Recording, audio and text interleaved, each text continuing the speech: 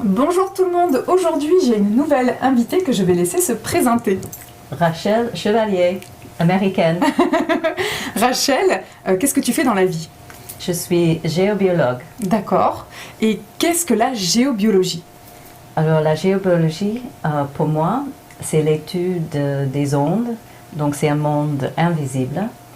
Et ce qui est très important dans ce monde invisible, c'est les relations entre toutes les ondes variées. D'accord.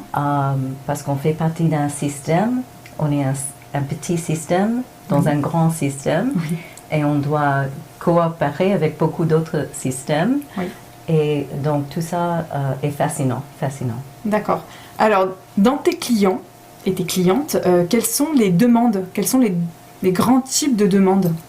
Alors j'ai deux clientèles majeures. Ce sont les parents d'abord qui voudraient prévenir la chambre de l'enfant, vérifier que c'est un endroit harmonieux et bénéfique pour l'enfant grandir.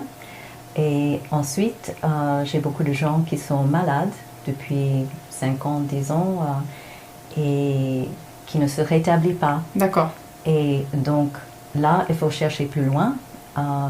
Donc il y a des facteurs dégénératrices dans l'environnement qui sont nuisibles pour notre santé. Ok. Et en priorité, je cherche les veines d'eau souterraines. Ok. Les failles. Mais il faut dire, je suis dans la région de Chantilly. Oui. Il y a énormément de l'eau sous terre.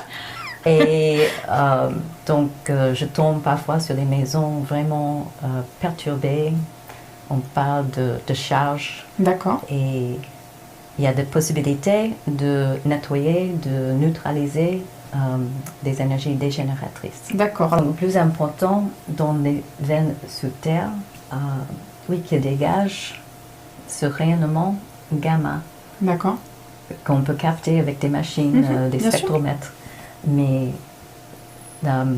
l'être humain reste toujours la machine la plus sensible.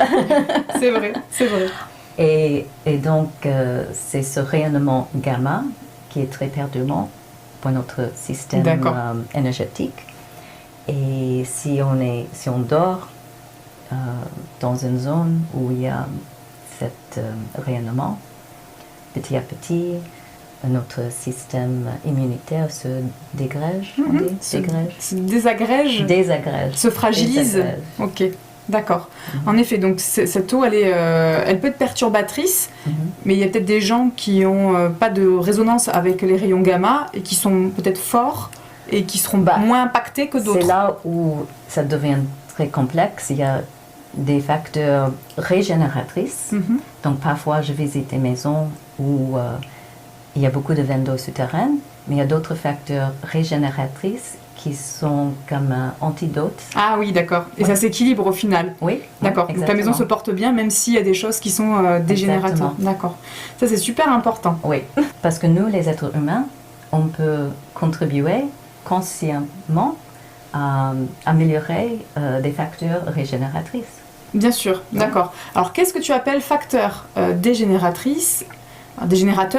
et facteur générateur? Alors, les facteurs dégénératrices, essentiellement, c'est les veines d'eau souterraines qui dégagent un rayonnement.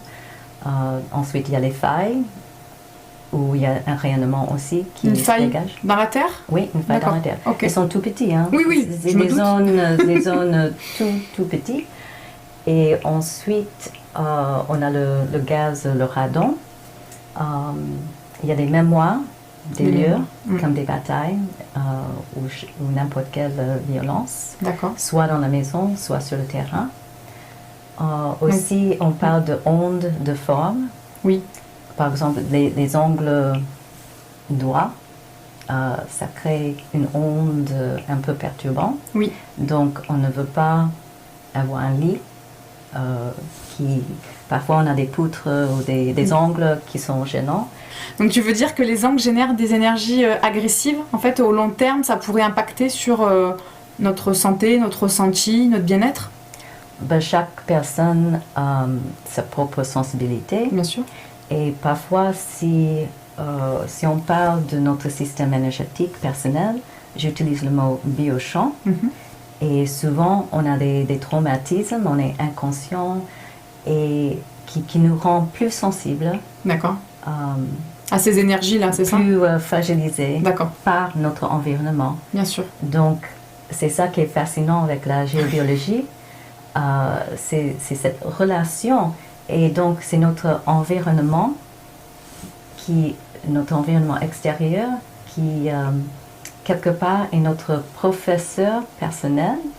Parce que quand on commence à être conscient, ce va-et-vient entre notre monde extérieur et le monde intérieur, ça nous aide à devenir conscient de nos propres failles énergétiques.